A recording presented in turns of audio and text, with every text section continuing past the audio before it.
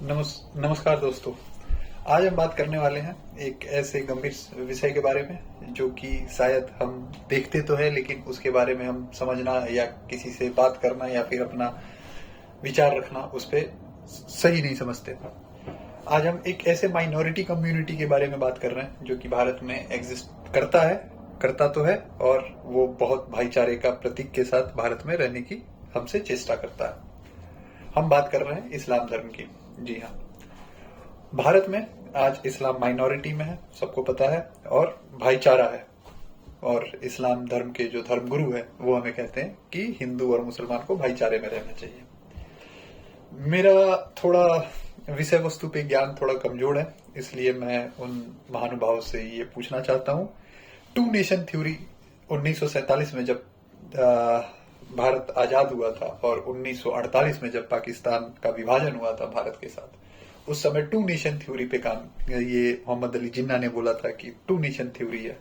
To nation theory की वजह से भारत और पाकिस्तान का बंटवारा हुआ। और क्योंकि टू नेशन थ्योरी क्या कहता है कि ये इस्लाम धर्म है और ये हिंदू धर्म है। इस्लाम के कल्चरल बिलीफ्स अलग हैं, हिंदू के कल्चरल बिलीफ्स अलग हैं। अगर दो अलग अलग समुदाय है तो दोनों का अलग अलग बंटवारा होना चाहिए। बिल्कुल सही बात है। फिर अगर उस समय भारत और पाकिस्तान का बंटवारा हुआ तो पाकिस्तान को इस्लामिक राष्ट्र बनाया गया और भारत को शेल्टर फॉर एवरीवन, जहां सब शरणार्थी आए, हम तो हैं ही, हम उनको अपने पास रखने का, सब कुछ हम उनको देने का और उनके साथ भाईचारा बनाने का हमने ठेका ले रखा है। दूसरी चीज, ये ऐसी कम्युनिटी है, मैं आपको इतिहास के पन्नों में भी ले जाके इस बात को सही साबित कर पाऊंगा। ये ऐसी कम्युनिटी है जो कम्युनिटी भाईचारा तब तक दिखाएंगे जब तक ये माइनॉरिटी में है। जिस दिन ये मेजोरिटी में आ गए, या मेजोरिटी छोड़िए, जिस दिन इनकी जनसंख्या हिंदुओं की जनसंख्या से 40 या 50% भी हो गई ना, उस दिन भारत सेक्युलर देश नहीं रह पाएगा। उस दिन भारत भी इस्लामिक देश बनेगा। बाकी जितने भी देश हैं वैसे भारत को इस्लामिक देश बनाया जाएगा। आपको साक्ष्य के साथ अगर मैं प्रमाण दूं तो अफगानिस्तान पहले, अगर आप इतिहास में रुचि रखते हैं तो इसको कहीं से भी आप देख सकते हैं। अफगानिस्तान में हिंदू और बुद्धिज्म बहुत वाइडली एग्जिस्ट करता था। 200 साल लगे, 7 to 9th सेंचुरी में इस्लाम वहां पे फैला और आज अफगानिस्तान को इस्लामिक देश कहा जाता है। यही परिस्थिति हुई बहुत सारे देशों में। ऐसे कितने देश हैं जो पहले इस्लामिक नहीं हुआ करते थे, लेकिन बाद में उनका धीरे धीरे इस्लामीकरण कर दिया गया। हम बात करते हैं अपने देश की, खैर हमें किसी और देश से लेना देना नहीं है। हमारा एक देश है, सबसे बड़ा देश है, जो एक ही भारत है, जहां हिंदू इतनी ज्यादा तादाद में है। नेपाल भी है, लेकिन नेपाल में उतनी आबादी नहीं है। हिंदुओं की आबादी सबसे ज्यादा हिंदुस्तान में है। तो अगर हिंदुस्तान में है हिंदुओं की आबादी, एक ही हमारा देश है, इतना बड़ा देश है जहां पे इतनी ज्यादा जनसंख्या रहती है, तो उसको हम क्यों सेक्युलर रख रहे हैं? बाहर और भी कितनी देश हैं। अगर आपको नहीं रहना, अगर आपको, देखिए, हिंदू एक ऐसी कम्युनिटी है कि अगर भले आप इसको हिंदू घोषित कर दे, तब भी अगर कोई मुसलमान रहता है तो हिंदू के पास वो कैपेबिलिटीज है कि वो मुसलमान को भाईचारा बनाए रखे और मुसलमान को अपने भाई जैसा दर्जा दे। क्या हुआ 1990 में? कश्मीरी पंडित को जब मार के भगाया गया, उस समय भी कोई आवाज उठा? 1990 की बात छोड़ दीजिए, अभी जनवरी या फरवरी की बात बता रहा हूं, ये लोकसभा चुनाव के बाद बंगाल तो अपना देश है, बंगाल से क्यों भगाया गया? मैं दोस्तों अभी एक दूसरे शहर में हूं, दूसरे देश में हूं, यहां से मैं ये वीडियो शूट कर रहा हूं। यहां पे 256 शरिया कोर्ट बन गए हैं। ये एक इस्लामिक देश नहीं है, ये एक ब्रिटिशर्स कंट्री है। यहाँ पे अंग्रेज रहते हैं, लेकिन आज कोई क्षेत्र ऐसा है जहां एक भी अंग्रेज नहीं है। यहाँ पे 256 शरिया कोर्ट बन गए हैं। कितनी जगह प्रोटेस्ट चल रहे हैं, कितनी जगह लोग अपनी आवाज उठा रहे हैं, लेकिन उनकी आवाजों को दबाया जा रहा है।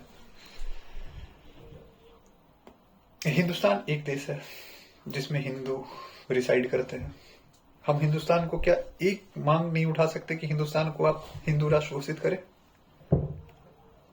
और जिनको हिंदू राष्ट्र में नहीं रहना वो किसी दूसरी जगह पलायन कर जाए।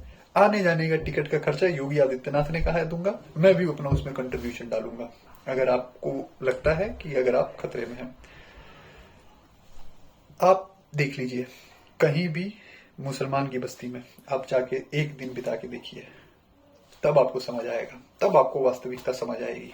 अभी आप हिंदुस्तान देश में हैं, एक ऐसे देश में है जहां हिंदुओं की आबादी के बीच में आप रहे हैं, हिंदुओं की आबादी के बीच में आप पले बढ़े हैं, इसलिए आप खुद को सेक्युलर बताते हैं।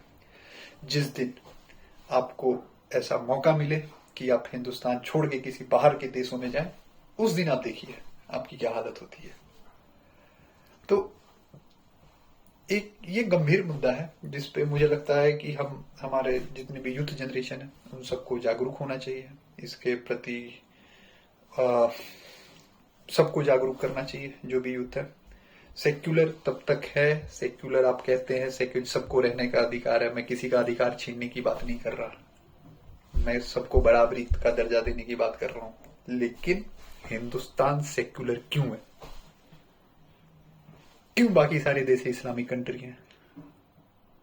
हमने ठेका ले रखा है। हाँ, मतलब वो तो 20% वोट की राजनीति तो चलती रहेगी, 20% वोट की राजनीति तो नहीं रुकनी चाहिए। बस वही 20% वोट की राजनीति है। क्या कहते हैं, हमारे बिहार में चुनाव हो रहा है, खैर वो सब बहुत ऐसी ऐसी चीजें हैं। आप स्टेज शेयर करते हैं, स्टेज शेयर करके नारा लगाते हैं, अस्सलाम वालेकुम, जय भीम, नमो बुद्धाय।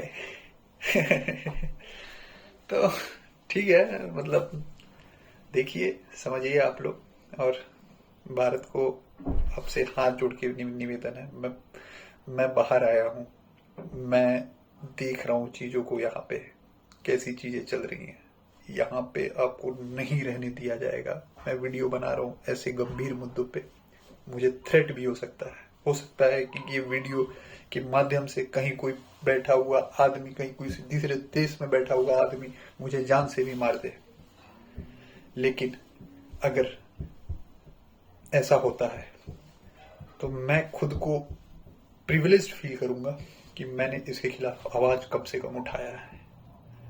मैं अपने सभी दोस्तों और सबसे हाथ जोड़ के आग्रह करता हूं, ये बहुत गंभीर मुद्दा है, बहुत गंभीर मुद्दा है। इस पे आप लोग अपना आगे बढ़े और हमारे देश को एक हिंदू देश घोषित करें, ताकि देखिए, हिंदू देश घोषित होने से क्या होगा, इतनी सारी कंट्रीज है, हमारे कितने लोग अलग अलग देशों में, अलग अलग शहरों में बसे हुए हैं। एक हिंदू की अपनी एग्जिस्टेंस होगी, एक हिंदू का अपना एक आइडेंटिटी होगा।